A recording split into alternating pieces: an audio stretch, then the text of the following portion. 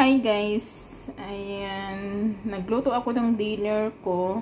Simpleng dinner lang siya. Ito may avocado ako with cheese. Tapos ito yung ating tawag dito quesadillas wrap. Nilagyan ko siya ng cheese sa loob tapos avocado. Ayan. Tinatamad kasi ako magluto ngayon guys. Kaya yan lang simpleng pagluluto. Tapos ito yung yan, anong tawag ba nito? Kinakain lang siya, yung ganyan. Pinrito ko to kasi frozen siya. Ayan. Tinatamad kasi ako guys. Tapos nag-coffee. Ayan, timpla ako ng coffee.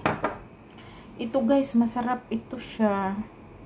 Yung ano to, yung parang flour na may ayan, parang hindi ko alam anong tawag nito, basta masarap siya. Ayan siya guys, tapos ito kainan na.